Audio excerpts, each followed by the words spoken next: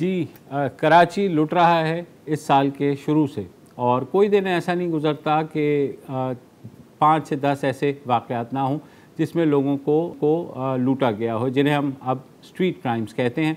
उस सारी सूरत हाल पर आज बात करेंगे। हमारे साथ डॉन न्यूज़ के ब्यूरो चीफ खन मौजूद हैं और आज न्यूज़ के ब्यूरो चीफ रफ़त सईद।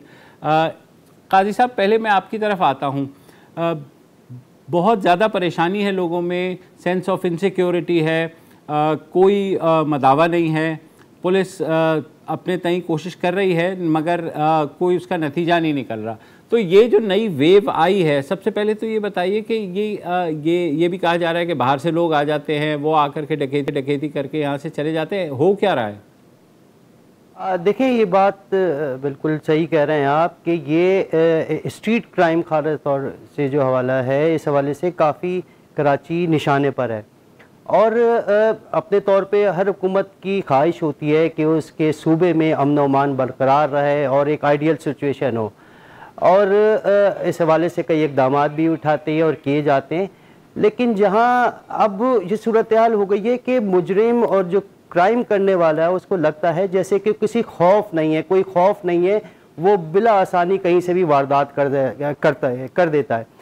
इस हवाले से कुछ हमारी ऑफ द रिकॉर्ड कई सियासी जो लोग हैं उनसे बात हुई है, तो उनका कहना है कि बिल्कुल हम एक इस एंगल पे भी सोच रहे हैं और देख रहे हैं कि क्या वजह है कि एकदम सूबा सिंध में और खुसूसन कराची में जो है एक तवातर के साथ इस तरह के वाक़या हो रहा है, जिसकी वजह से ना सिर्फ हुकूमत बदनाम हो रही है बल्कि वो उनको जवाब देना आवाम को भी मुश्किल पड़ रहा है। तो दूसरी जानिब वफाक भी ख़ास तौर पे कराची में और सिंध भर में जो अमन की सूरत के हवाले से सूबे पे कई जो तंजिया उनको ऑफ़र भी कर रही है, उनको कहा भी जा रहा है कि अगर आपसे ये अमन अमान की सूरत हाल नहीं समझती तो हम इसके लिए तैयार हैं। तो इस मामले को बड़ी संजीदगी से जो है सिंध हुकूमत, जो हमारी जो बातचीत हुई है वो देख भी रही है। अपने तौर पे वो पुलिस को जो है वो उन्होंने इक़दाम करने भी कहे। लेकिन एक मिनट में, क्योंकि टारगेटेड ऑपरेशन की बात की, रफ़त मैं आपकी तरफ आऊँगा। अगर संजीदगी का ये आलम है हुकूमत की, तो फिर मेरे ख्याल में उन्हें गैर संजीदा ही हो जाना चाहिए, क्योंकि अगर 11-12 हज़ार केसेस अब तक रिपोर्ट हो गए हैं तो ये तो जाहिर नहीं करते कि हुकूमत संजीदा है।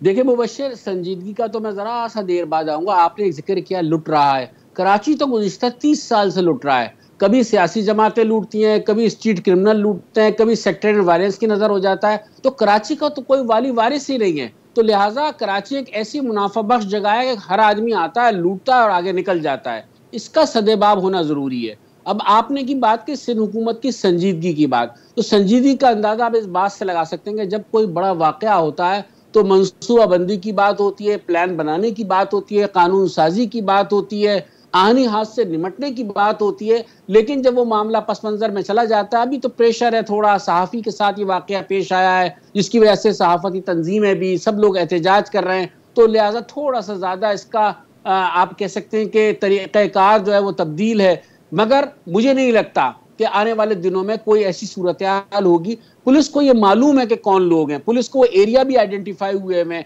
वो अनासिर भी आइडेंटिफाई हुए में, लिहाजा कोई मुश्किल नहीं है। अगर पुलिस सियासत से थोड़ी सी बाहर निकल आए, आपस की गिरोहबंदी से बाहर निकल आए और पुलिस में जो काली भीड़ें हैं उनका सफाया कर दिया जाए तो 50% क्राइम तो वैसे ही कम हो जाएगा। ये पुलिस की काली भेड़ों की भी बात की, ये आज भी एक वाक़या हुआ शाहराह फैसल में जिसमें कहा जा रहा है कि वो 2 लड़के जो पकड़े गए उनमें से एक पकड़ा गया और वो उन्होंने पुलिस की जाली नंबर प्लेट लगाई हुई थी। आपको याद होगा 2-3 हफ्ते पहले यहाँ पर एक पुलिस वाले को ज़ीरो इन किया गया जिसने वारदात की थी और बाद में कहा गया कि उसने ख़ुदकुशी कर ली।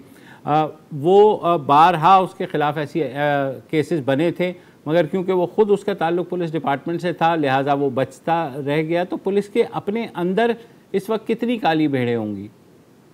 देखिए मुबश्शिर, मुश्ताक मेहर ने एक रिपोर्ट मुरतब की थी जब वो नए आईजी आए थे, तो उसमें पुलिस की काली भेड़ें और बहुत सारे अफसरान के नाम, फिर ये कहा गया कि जो अफसरान पसंद नहीं है उनके नाम उसमें थे, फिर कुछ को खपा दिया, RRF में भेज दिया, कुछ को कहीं और भेज दिया। लेकिन कोई अगर आपको निशानदेही हो चुकी है, मामला चीफ एग्जीक्यूटिव के सामने सूबे के आ चुका है, पुलिस चीफ जो सूबे का है वो जानता है कि वो कौन से पुलिस वाले हैं, फिर क्या कबाहत है उनके खिलाफ कार्रवाई करने की? क्या ऐसी मजबूरी है कि उन्हें आप पुलिस फोर्स में रखें और पुलिस का जो नाम है वो बदनाम करें?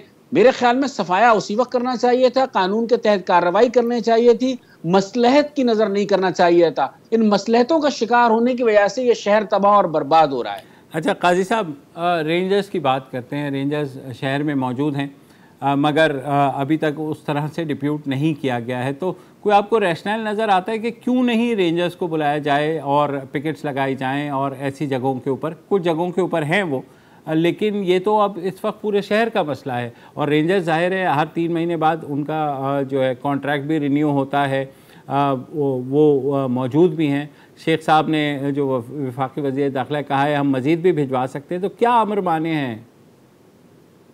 जहाँ तक रेंजर्स की बात है, वो अपने तौर पे हमेशा इस बात का रोना रोते हैं कि हमें इख्तियारात नहीं है, हमें मजिस्ट्रेरियल इख्तियारात मिले, हमें इस तरह की तमाम चीज़ें मिलें तो वो फौरी तौर पे कार्रवाई करें। क्योंकि उनका कई दफ़ा जब हमारी बात होती है, उनका ये कहना है कि हम ठीक है किसी को गिरफ़्तार करके मुजरिम को तो पुलिस के हवाले करने का तो इख्तियार है, वो करते भी हैं, लेकिन बजट भी उनको ठीक ठाक मिलता है। इस हवाले से कई दफ़ा हमने हुकूमत से भी पूछा कि उनको कितना बजट मिलता है और क्या उनको फैसिलिटीज़ है, हमें इस बारे में कोई जवाब नहीं मिला।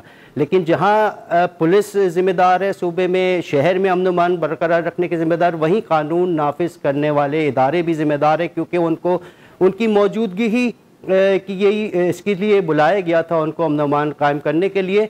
और कई जगह पे हमें नज़र भी आती है लेकिन प्रेजेंस उसकी। लेकिन अभी चंद दिन पहले जो वज़ीर आला सिंध ने इनको सख्ती से हिदायत की कि मुझे रेंजर्स और पुलिस की प्रेजेंस अब रोड पे नज़र आए। और बात रफ़त भाई ने बिल्कुल सही कही थी कि किसी वाक़े के बाद तो हमें नज़र आ जाते लोग, लेकिन अमन अमान की बहाली एक रेगुलर एक्सरसाइज है। इसमें अगर आप थोड़ी सी भी ढील छोड़ते हैं तो फिर मुजरिम इसका फ़ायदा उठाते हैं।